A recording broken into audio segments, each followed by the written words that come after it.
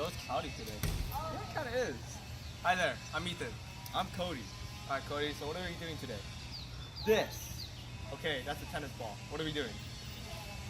I'll show you the torque of tennis.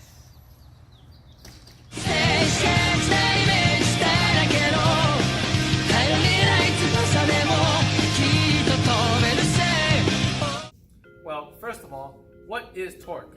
Well, torque is the cross product between the force applied and the distance between where it's applied and the axis of rotation. So what is cross product?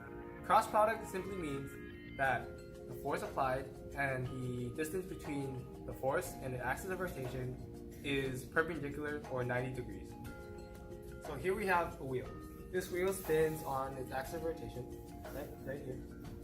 So when we apply a tangential force to this wheel, we can calculate the amount of torque that is acting upon this wheel by measuring the amount of force that I apply to it, multiplied by from where the force is applied to the axis of rotation. So there are two ways that I can increase the amount of torque that is on this wheel. First of all, I can get a bigger wheel with a greater radius, therefore having a greater distance between the axis of rotation and the force applied, or I can apply a greater force on the wheel, causing it to spin faster. So, what does it have to do with the sport of tennis? Well, in the sport of tennis, spin is a crucial part of the game. If you look at pro players like the GOATs, Federer, Djokovic, and Nadal, they use spin in order to improve the consistency in their game. One player that stands out is Rafael Nadal, who has the highest average spin rate on a tennis ball. At 3,200 revolutions per minute, Nadal's spins allows him to bring back a white shot into court and continue play for a long time. Let's look at some clips of Nadal.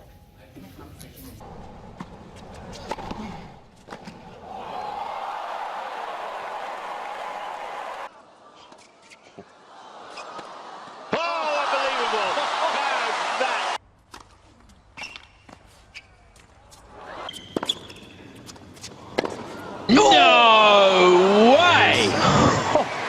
That's the shot of the tournament so far. Oh, absolutely. And not a flicker from Nadal. Be worth watching it again.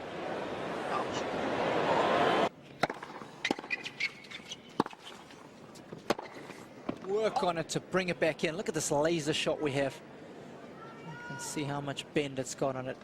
So to clear things up, first of all, the mass of the ball is evenly distributed throughout the entire tennis ball, so that we can say the center of mass is directly at the center of the ball. So when an object is freely rotating, it will have a tendency to rotate about its center of mass. This will allow us to know that the distance between the force applied and the axis of rotation is the radius of the ball. Let's take a look at this clip of a forehand shot. Alright, 3, 2, 1, go.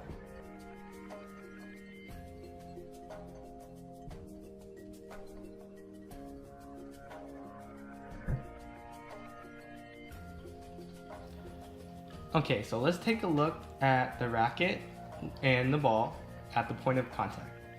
So we're going to focus on primarily the forces that cause the ball to spin. So we're going to ignore things like weight and the normal force between the racket and the ball. So what is the first force that acts on the ball that causes it to spin? Well, the first force is the force from the strings. So what is this force and where does it come from? Well, this force from the strings is from when the racket contacts the ball, the strings are displaced, and the strings have a returning force that act on the ball because they have tension in them, which causes them to return to their original position. The second force comes from the way the racket is swung.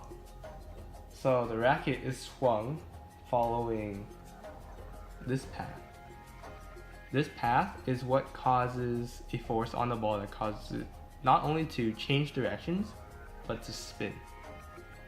So when the ball comes at the player, it has a velocity, initial velocity in this direction, and after it contacts the racket, it has a velocity in this direction. So since there's a change in velocity, we know that there has to be some sort of acceleration on the ball. So because there's an acceleration, we know that there is another force acting on the ball.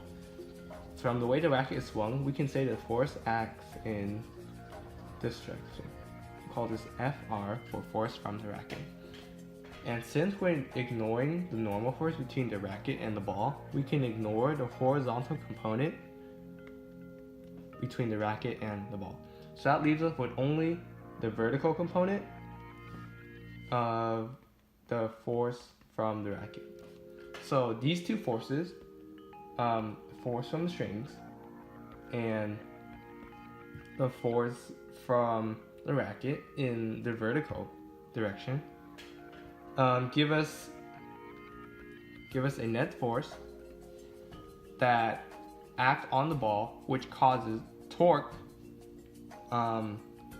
and causes the ball to spin. So obviously, in the sport of tennis, you can't change the size of the tennis ball. So what can you do to increase the amount of spin that you put on the ball? Well, with your racket, you're allowed to string your racket at different tensions. So there's two things you can do. First of which is increase the amount of tension you have on your strings. Second of all, you can increase the speed at which you swing your racket to cause a greater acceleration on the ball. Okay, so first, let's go into depth about stringing your racket at a higher tension. So when the ball contacts the racket, strings will have a tendency to pull back. It's not very visible on this racket because the type of string makes it harder for it to pull back. But other types of strings are more slippery and strings tend to pull back. This pulling back builds up a returning force on the string that will be transferred to the ball. So what does this mean? Well, when a racket is strung at a higher tension, the returning force that the string has is greater. So that returning force is the force that is applied onto the ball, which causes spin.